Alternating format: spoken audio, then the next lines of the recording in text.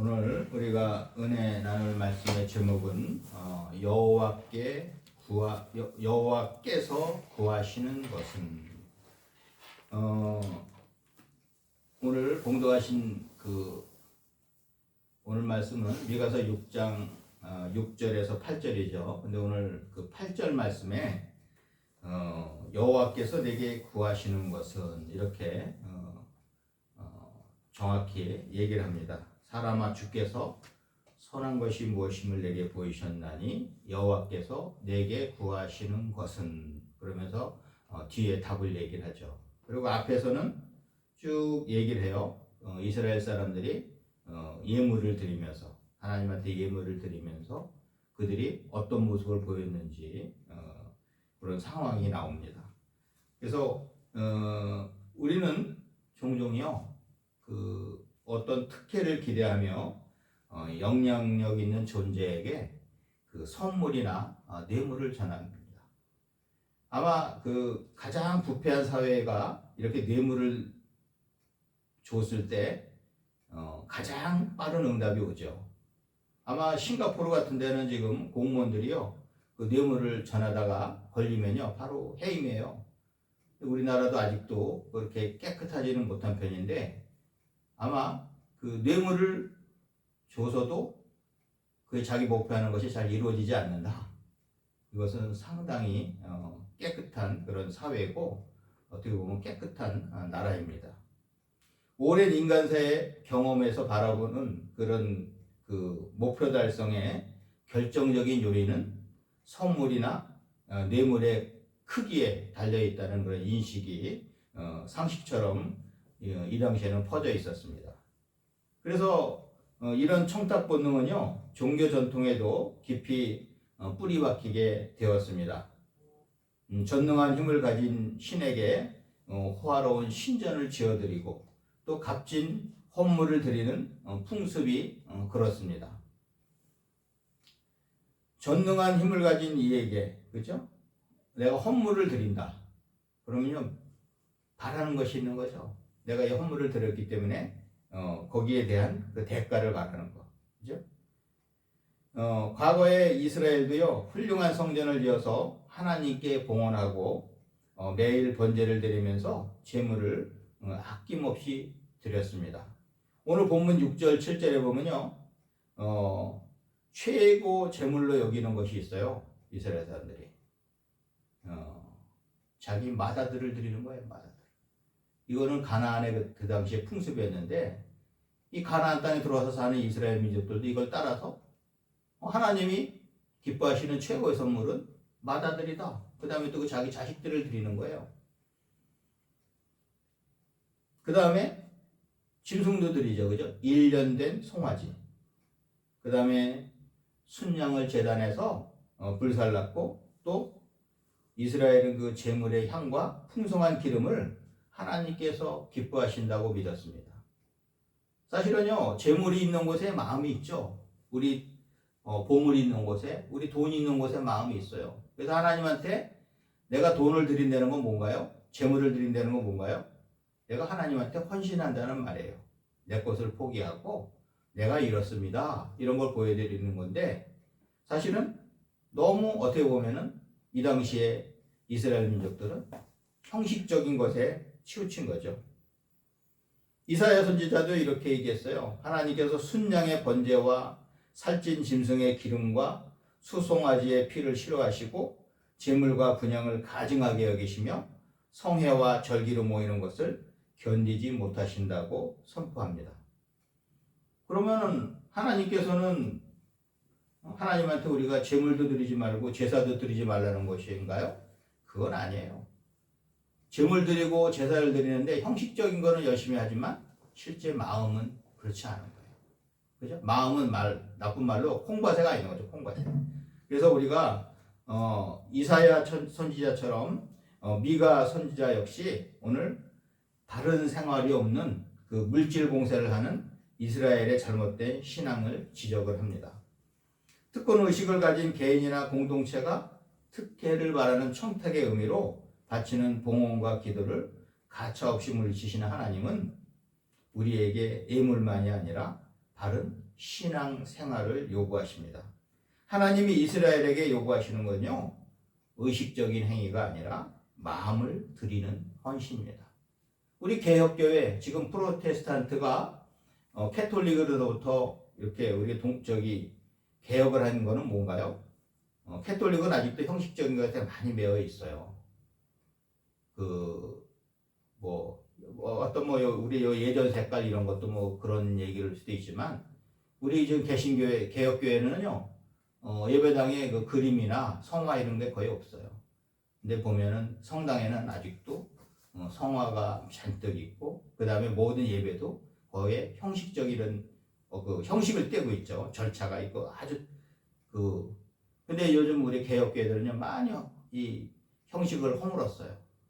근데 형식을 허문다고 그게 다가 아니고, 진정으로 내가 마음 어린, 그죠? 마음 어린 예배를 하나님께 드리느냐, 그리고 우리 생활에서도 내가 진정 내 자신이 산 제물로 하나님께 드려지고 있느냐가 중요한 것입니다.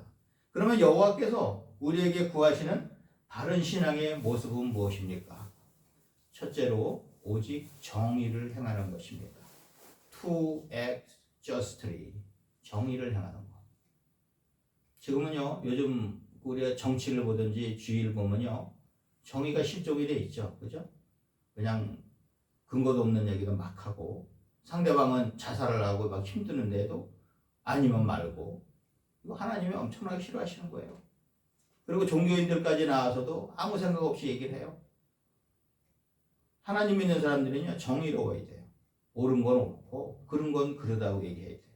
내가 어떤 사람의 편을 들고 그쪽에 치우친다는 건요, 하나님이 싫어하시는 거예요. 잠언 21장 3절에서는 공의와 정의를 행하는 것은 제사 드리는 것보다 여호와께서 기쁘게 여기시느니라고 합니다. 공의와 정의를 행하는 것은 제사 드리는 것보다 여호와께서 기쁘게 여기시느니라. 제사 드리는 것보다 기쁘게 여기신다 그러면 제사 드리는 것도 기뻐하시는 거예요. 그럼 뭐예요? 제사도 드리고 우리의 삶에 사서도 그렇게 돼야 되는 거죠. 아모스서 5장 24절에서는 오직 정의를 물같이 공의를 마르지 않은 강같이 흐르게 할지어다라고 합니다. 만약에 우리 사회가, 우리 교회가, 그죠? 우리 나라가 이렇게 정의가 물같이 흐르고 공의가 마르지 않는 강같이 흐르게 된다면 두려울 것이 없어요. 어떤 사람은 사회법정에서 재판하는 것도 불공평하다고 그래요. 왜냐하면 내 측면에서 생각했을 수도 있지만 진짜 억울함 당하는 사람도 있을 거예요. 하나님은 정확히 아시죠. 하나님은 정확히 아시는데 그래도 세상의 것은 완벽하지 않아요. 완벽하지 않아도 세상의 질서를 유지하기 위해서 입법부가 있고 사법부가 있고 행정부가 있고 해서 서로 이렇게 책임지고 하지만 거기서 꼭 지켜야 될 것은 뭐냐면 정의입니다. 정의. 판사도 정의롭게 판결을 해야 되고 행정부도 정의롭게 행정을 펴야 되고, 그죠? 입법하는 사람들도 정의롭게 입법을 해야 돼요. 우리의 신앙이 이원론적인 신앙이 되면 안 됩니다. 우리 교회 사람들 아는 거 참 많아요. 성경에 대해서 모르는 게 없어요. 주위의 배경도 잘 알아요. 그렇지만 몸으로는 안 따라줘요. 머리로는 잔뜩 아는데 몸은 안 움직이는 거죠. 실천을 하지 않아요. 우리가 아는 것을 실천하지 않으면 이것은 다 헛것이 됩니다. 하나님은 우리의 삶에서 정의가 넘치기를 바라십니다. 하나님의 자녀들은요, 정의로운 길이 아니면 가지 않는 것이 당연한 것입니다. 시편 58편 1절에서는 통치자들아 너희가 정의를 말해야 하거늘 어찌 잠잠하냐, 인자들아 너희가 올바르게 판결해야 하거늘 어찌 잠잠하냐라고 합니다. 지금 사회상의 얘기를 하는 것, 이 말씀에 딱 반영이 되어 있는 것 같아요. 통치하는 사람들은요, 정의롭게 해야 돼요. 그리고 책임 맡은 사람들은요, 올바르게 판단해야 돼요. 특히 판사들, 올바르게 판단해야 돼요. 올바르게. 아마 우리 크리스찬들은요, 기도하면서 판결하면 참 좋을 것 같아요. 내가 뭐 판결하는데 기도하면서 하나님, 제가 실수하지 않도록 지혜 주세요. 솔로몬이 판결했던 것처럼 그렇게 지혜롭게 하려고 기도하는 자세로 판결을 하면은 억울한 사람들도 덜 생기고 그렇지 않아요? 근데 자기 생각으로 판결하면요, 그것이 옳지 않은 거예요. 미국에서 시작했죠. 배심원제도. 그죠? 배심원제도는 그런 거를 예방하려고 한 거예요. 판사들이 독단적으로 이렇게 하는 것을 예방하려고 배심원들이 랜덤하게 추출한 배심원들이 그 자리에 모여서 그 상황을 듣고, 그죠? 얘기해 주는 거죠. 더 정의로울 거예요. 여러 사람들이 듣고 그 의견을 내기 때문에. 만약에 축구 심판이 공정하지 못하게 심판을 본다면 팬들과 선수, 감독 등 관계자들의 불만이 생길 뿐만 아니라 축구 발전에도 도움이 되지 못합니다. 축구는요, 영국에서 신사의 나라에서 신사 경기라고 해요. 신사의 경기인데 비신사적인 행동을 해서 이겼다. 이 용납이 안 되는 거죠. 그래서 요즘은 축구 심판의 오심을 방지하려고 VAR 시스템이죠. VAR. 비디오 어시스턴트 레퍼리. 그죠? 비디오 보조 심판이에요. 참 잘 만든 것 같아요. 억울해요. 옛날에는요, 주심과 선심이 선언하면 끝이야. 선심도 길을 딱 들었는데도 주심이 아니라고 딱 해서 그냥 끝내버리면 끝났어요. 근데 지금은 아니잖아요. 진행하면서도 좀 이상한 거가 보였다 그러면 바로 VAR 시스템 그쪽의 심판들이 딱 이 주심한테 알려줘 갖고서 VAR 체크한다. 공정하죠. 그 다음에 요즘은 무서워요. 뭐 사람 가해만 한번 하면 그냥 바로 레드카드입니다.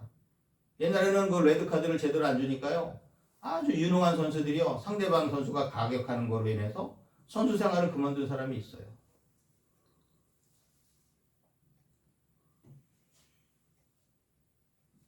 우리 삶도 바로 이렇게 정의를 실천해야 합니다. 마치 VAR로 확인해서 틀린 것을 바로잡는 것처럼 우리 삶에서 정의를 실현해야 합니다. 불의와 한편이 되고 정의를 눈감는 것은 하나님이 기뻐하시지 않습니다. 여기에는 바로 대가가 따르게 됩니다.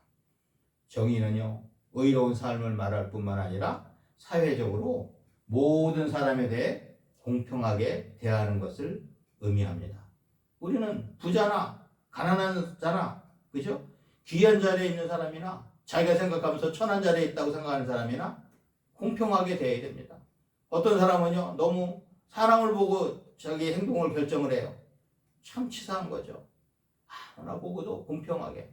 하나님이 만드신 사람인데, 하나님이 만든 자연인데 내가 공평하게, 정의롭게 행동을 해야 되는데 그렇지 못합니다. 옛날에 오죽 그런 말 하나요? 입은 거지 얻어먹어도 입지 못한 거지 얻어먹지 못한다. 뭔가요? 모습을 보는 거죠, 모습을. 근데 하나님은 그것을 원하시는 것이 아니에요. 정의롭게, 그죠? 사람들을 대하고 공평하게 대하는 것을 원하십니다. 그리고 두 번째로 여호와께서 우리에게 구하시는 것은요, 구하시는 바른 신앙의 모습은 인자를 사랑하는 것입니다. 여기서 인자는요, 사람이죠. To love much. 불교도요, 자비입니다. 자비. 우리가 기독교도 사랑이라고 하지만 사실은 자비죠. 왜? 자비를 나타내는 거. 하나님이 우리한테 사랑을 보여주셨는데 우리는 우리 이웃들한테 진정한 사랑을 보이는가? 그죠? 인자를 사랑하는 것은요, 이것은 인간을 사랑하는 것입니다.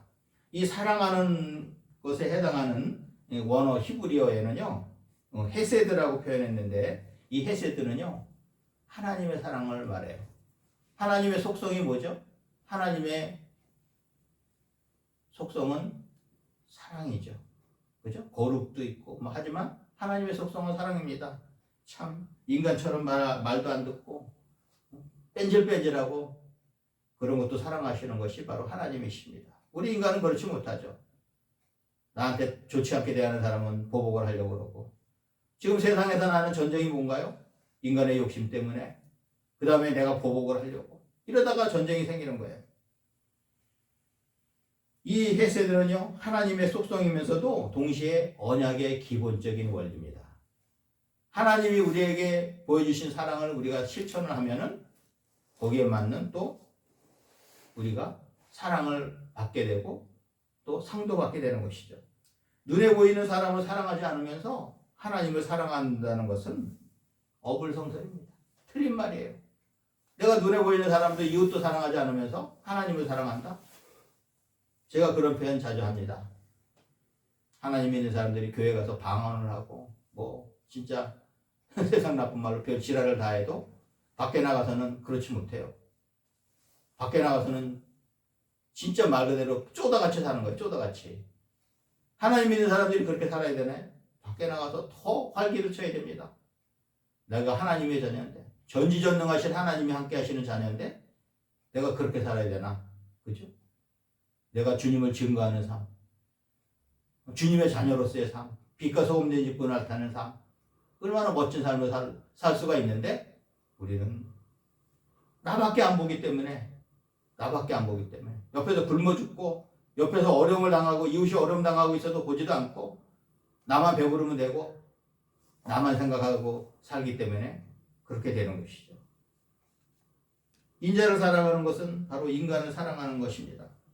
아마 이웃에게 사랑을 제대로 실천한 대표적인 가정은요, 경주 최고잣집입니다. 얼마나 멋진 삶을 살았는지 몰라요. 세상에서 돈 있으면 벼슬 하려고 그래요. 근데 그 집안은요, 벼슬을 안 했어요. 그 생긴 재물을 가지고 주위에 어려운 사람들을 도우면서, 그죠? 그러고 살았다는 거예요. 그래서 그 경주 최고잣집은 오래 갔어요. 옛날에 뭐 벼슬 하려고 정치에 몸담으면은 왕이 바뀌거나 뭐 위에 중요한 벼슬 뭐 영의정 뭐 좌의정 뭐 이런 삼정성이 바뀌면은 보복을 하잖아요.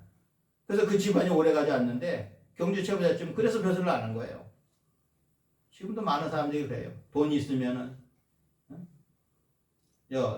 할 거 없으면 나중에는 그 명예를 얻으려고 하죠. 명예를 얻으려고. 그런데 경주 최고잣집은 그렇지 않았어요. 성경에 보면 아브라함도 부지 중에 천사를 대접하는 모습으로 살았습니다. 부지 중에 내가 계산한 게 아니에요. 그냥 몸에서 나오는 거예요. 내 몸에서 나오는 것이 그게 바른 거예요. 취중 진정발이라는 얘기했죠. 술 마시는 사람들 취중에 바른 얘기를 해요. 그렇게 돼야 되는 거예요. 내가 계산하지 않고 바르게 딱 내가 하는 것이 사람을 대접하려고, 나그네를 대접하려고 그러는 생활 중에 천사를 대접한 것이죠. 우리 주위에 천사 많습니다. 하나님 우리를 테스트하려고 보낸 천사가 많습니다. 근데 우리는 나만 알고 나만 배불리 먹으려고 나만 생각하다 보니까 천사가 안 보이는 거예요. 내가 그렇게 대접하고 내 손을 펴려고 하면은 그것이 보이는데 안 보여도 하나님께서 복을 주시는 거예요. 나에게 복을 주시려고 하나님께서 그런 기회를 주셨는데 우리가 다 마다하는 것이죠. 마태복음 18장 5절에서는 또 누구든지 내 이름으로 이런 어린아이 하나를 영접하면 곧 나를 영접함이라고 합니다. 하나님은요 우리한테 거창한 것을 요구하지 않으세요. 이웃 사랑하는 것을 거창한 것을 요구하시는 거 아니에요. 어린아이 하나한테 대접하는 거, 주 예수 이름으로 대접하는 거, 이것을 하나님께서 높게 치십니다. 작은 것 하나, 어린 사람 하나, 어떤 사람은 나이 어리다고 무시합니다. 3인행이면 필요하다는 말 있잖아요. 어린아이한테도 배울 게 있어요. 나보다 더 잘하는 게 있어요. 근데 높이면서 서로 이렇게 해야 되는데 어떤 사람은 특히 우리나라가 그렇습니다. 나이를 따져요. 한 살도 따져요. 제가 봐서는요 10살이 아니라 20살이랑 같이 마음에 맞으면 친구로 지내면요 서로 도움이 됩니다. 서로 보완이 돼요. 우리 할렐루야 축구교실을 나 보면은요 저보다 나이가 거의 45살 어린애들하고 제가 같이 운동을 하잖아요. 느끼는 게 있어요. 걔네들한테 배울 게 있어요. 너무나 순수하고, 그죠? 그런 모습을 보면은 이 도전이 될 때가 많아요. 주님의 이름으로 작은 것 하나라도 대접을 하면요 하나님이 기뻐하십니다. 로마서 12장 13절에서는 성도들의 쓸 것을 공급하며 손 대접하기를 힘쓰라고 합니다. 우리는 작은 것이라도 이웃과 나누며 이웃을 대접하는 삶을 살아야 합니다. 성경에 황금률이라고 있죠. 마태복음 7장 12절에 그러므로 무엇이든지 남에게 대접을 받고자 하는 대로 너희도 남을 대접하라. 이것이 율법이요 선지자니라. 나는요 남한테 대접받고자 하는데 나는 남을 대접을 안 해. 남을 무시를 해. 남을 발로 밟아요. 남을 격하시켜요. 그러면서도 자기는 대접받고자 해요. 내가 남을 높여줘야, 남을 대접을 해야 그 귀한 대접이 나한테 옵니다. 미국에 사는 이사벨이라는 부인은요, 해산을 하다가 갑자기 하반신을 전혀 쓰지 못하는 불치의 병에 걸렸습니다. 그 부인은 이 병을 고치기 위해서 수많은 재산을 허비했으나 병세는 점점 더 악화되었습니다. 그래서 그 부인은 병 치료를 포기하고 그 나머지 돈으로 당시 한국 전쟁, 6.25 전쟁 중에 있는 그 6.25 전쟁 중에 이제 고생하는 전쟁 고아를 위해서 보내주었습니다. 그것을 기금으로 해서 부산에 고아원이 생겼는데 후일 그 고아원은요, 학교가 되었어요. 이사벨 부인은 그 후로 1년 만에 세상을 떠났습니다. 장례식에 모인 가족과 친지들은요, 이 부인이 아무도 모르게 자신의 치료비를 한국에 보내서 학교가 세워지게 되었다는 사실을 알고 깜짝 놀라게 되었습니다. 부인의 최후의 치료비에 의해서 세워진 그 학교가 창립된 지 2주년이 되던 날, 그의 남편인 데이비드 씨가요, 초청을 받고 창립 기념식에 참석하게 되었습니다. 자기의 아내가 치료비를 모아서 보내 세워진 학교에서 수많은 학생들이 공부하는 것을 보고 그는 매우 감격을 하였습니다. 그때 그 학교의 교사가 건축 중에 재정이 부족해서 곤란을 당한다는 사정을 들은 데이비드 씨는요, 미국에 있는 자기 집에 다시 돌아와서는 자기의 집과 재산을 저당 잡혀서 약 6만 불을 보내주었다고 합니다. 그 학교가 바로 오늘날 수천 명이 넘는 학생들이 교육받고 있는 부산의 이사벨 여자 중고등학교입니다. 성령으로 살아가는 사람의 모습은요, 자신의 욕심을 채우기보다는 이웃을 향한 사랑의 실천 속에서 발견되는 것입니다. 그리고 세 번째로, 여호와께서 우리에게 구하시는 바른 신앙의 모습은요, 겸손하게 하나님과 동행하는 것입니다. To walk humbly with your God. 이것은 겸손하게 하나님과 더불어 교제하며 행하는 것입니다. 어거스틴은요, 기독교의 중심이 되는 가르침, 다른 종교에서 종지라고도 표현합니다. 첫째도 겸손, 둘째도 겸손, 셋째도 겸손이라고 했습니다. 우리가 교만하게 되면요, 하나님과 자연스럽게 멀어집니다. 제가 주위에서 보면요, 교만해지는 사람이요, 일단 하나님과 멀어져요. 교회와 멀어져. 예배를 참석을 안 해. 자기 잘난 맛에 그런 얘기를 해요. 일단 예배 참석 안 하고요, 하나님과 멀어집니다. 근데 예배 참석을 하는 사람이 혼자 기도하고 잘 할 것 같은데 잘 안 돼요. 저는 이거 예배를요, 제가 그 장신대 신학석사 강좌할 때 우리 예배학 교수님이, 설교학 교수님이 얘기한 게 화이팅이다. 화이팅. 예배는 화이팅이다. 우리가 각자 신앙생활하면서 각 가정에서 있다가 예배로 모이는 건요, 화이팅 하러 모이는 겁니다.